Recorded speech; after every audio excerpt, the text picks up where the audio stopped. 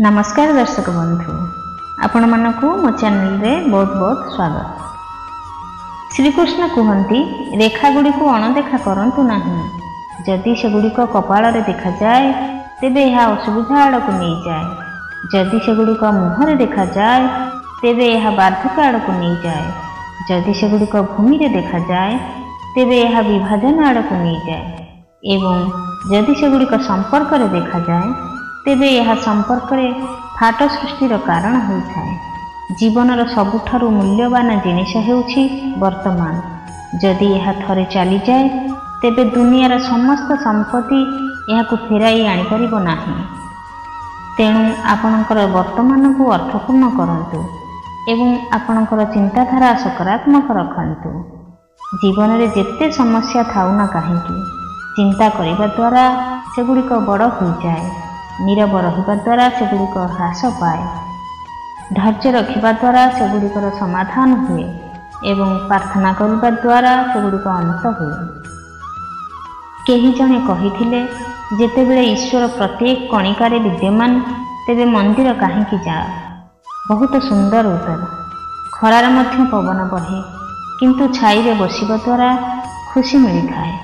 सेहीपरि ईश्वर सबुठी अछंती किंतु खुशी केवल मंदिर ही आसे। प्रेम एपरी किछि नुहे जहा केवल विवाह बंधन रे बांधि रखे। प्रेम एपरी किछि जहा अनंत। प्रेम एपरी किछि जहा आपन को सम्मान करे। प्रेम एपरी किछि जहा आपन को भावना को बुझे एवं शेष पर्यंत आपन को सहित रहिथाए। तुमर भल गुण को प्रमाण कर नाही। जदि तुमर चरित्र एवं व्यक्तित्व यार योग्य तेबे समय निजे दुनिया को तुमर मूल्य कहिबो। संपर्क बजाय रखिबा पई बुद्धि नुहे मनरे पवित्रता आवश्यक। सत्य कहंतु, स्पष्ट भाव रे कहंतु, सुंदर मिछ कहंतु नाही। केही खुशी रे रुहंतु किंबा केही विरक्त होवंतु। कंटा उपरे चलिले फूल फुटे, विश्वास रे चलिले ईश्वर मिले। सबुबेले गोटिए कथा मन रखंतु बंधु, तुम्हें समस्त को सुखरे पाइब किंतु तुम्हें केवल दुखरे ईश्वर को ही पाइब। किछि संपर्क दीप परी होता है। जदि तुम्हें ध्यान दियो तेबे यह तुमको आलोक देव। जदि तुम यह को अणदेखा कर तेबे तुम यह लिभिजीव और तुम जीवन अंधकार हो जीव। अहंकार हेउछि सेही धुआं परी जहा दीप को लिभाई दिए। संस्कृति हेउछि सेही आलोक जहा संपर्क को जलाए नहीं बरं आलोकरे पूर्ण करे। केवल सेमानक सहित रुह नहीं जो माने तुमको खुशी रे रखंती। सेमानक सहित रुह जो माने तुमको देखि खुशी अनुभव करंती। जीवनर सबुठारु मूल्यवान जिनिस होछि वर्तमान। जदि यह थरे चली जाए तेबे दुनियार समस्त संपत्ति यह को फेराई आनी परिबो नाही।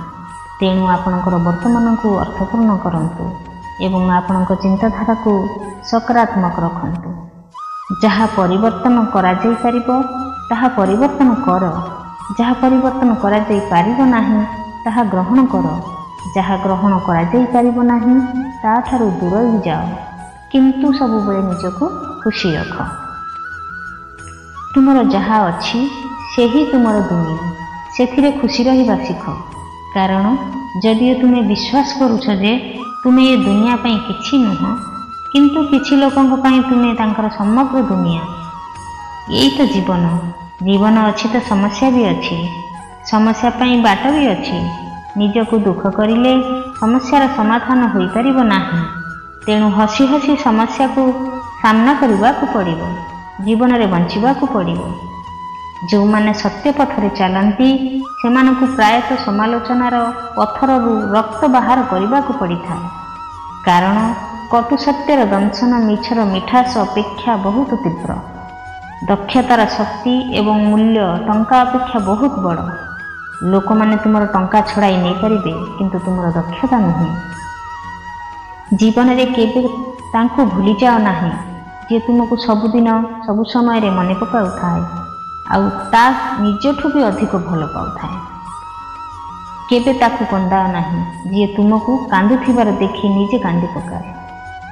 एते भल पाउथिबा मनुष्य जदि तम पई दुख पाए कौन सतरे ताकू तुमे भूली जाई परिबो? प्रेम आउ टंका दुईटी अलग अलग जिनिस। କିନ୍ତୁ କିଛି ଲୋକ ସାମାନ୍ୟ ଟଙ୍କା ପାଇଁ ପ୍ରେମ ଭଳି ପବିତ୍ର ସମ୍ପର୍କକୁ ପାଦରେ ଆଡ଼େଇ ଦେବାକୁ ବି ପଛଘୁଞ୍ଚା ଦିଅନ୍ତି ନାହିଁ। ଜୀବନରେ କାହାକୁ କନ୍ଦେଇ ଦାନ ଧର୍ମ କଲେ କିଛି ବି ଲାଭ ନାହିଁ।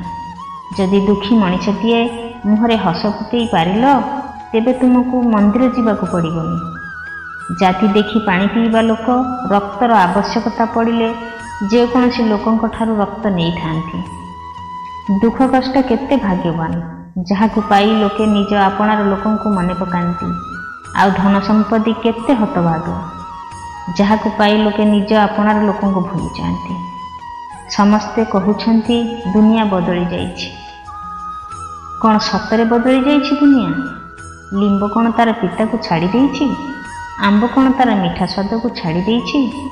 ପତ୍ର କ'ଣ ନିଜର ସବୁଜ ରଙ୍ଗ ଛାଡ଼ି ଦେଇଛି? ତେବେ ବଦଳିଛି କ'ଣ? ହଁ, ମାନବତାର ମାନବିକତାକୁ ଛାଡ଼ି ଦେଇଛି, କିନ୍ତୁ ଦୋଷ ଦେଇଛି ସାରା ଦୁନିଆକୁ। ଲୁହ ହିଁ ଜଣାଇଥାଏ ତୁମ ଯନ୍ତ୍ରଣାର ଗଭୀରତା କେତେ। ଗର୍ବ ହିଁ ଜଣାଇଥାଏ ତୁମ ପାଖରେ ଧନ କେତେ। ବ୍ୟବହାର ହିଁ ଜଣାଇଥାଏ ତୁମ ପରିବାରର ସଂସ୍କାର କେତେ। ସଫଳତା ହିଁ ଜଣାଇଥାଏ ତୁମ ଚେଷ୍ଟା ଶକ୍ତିର ସୀମା କେତେ। ଧୈର୍ଯ୍ୟ ହିଁ ଜଣାଇଥାଏ ତୁମ ଅପେକ୍ଷାର ସମୟ ସୀମା କେତେ। ଭୟ ହିଁ ଜଣାଇଥାଏ ତୁମ ଭଲ ପାଇବାର ଗଭୀରତା କେତେ। ପିଲାଙ୍କୁ ଉପହାର ନଦେଲେ କିଛି ସମୟ କାନ୍ଦିବ, କିନ୍ତୁ ସଂସ୍କାର ନଦେଲେ ଜୀବନ ସାରା କାନ୍ଦିବ। ଏମିତି କିଛି ଜିନିଷ ଅଛି ଭାଙ୍ଗିଲେ ତ ବହୁତ କଷ୍ଟ ହୁଏ। ଏମିତି କିଛି ଜିନିଷ ଅଛି ଭାଙ୍ଗିଲେ ନୂଆ ଜୀବନ ଆରମ୍ଭ ହୁଏ। ମନେ ରଖନ୍ତୁ, ଦୁନିଆରେ ଯେତେ ପ୍ରକାରର ଭୟ ଅଛି ନା, ସେଥିମଧ୍ୟରୁ ନିନ୍ଦା ଆଉ ଅପବାଦ ହେଉଛି ସର୍ବଶ୍ରେଷ୍ଠ। ଶାନ୍ତ ମନରେ ତୁମ ଦ୍ୱାରା ଯାହା ହୋଇପାରିବ ତାହା କର, କିନ୍ତୁ ଚିନ୍ତା କିମ୍ବା ଉଦ୍ବେଗ କର ନାହିଁ।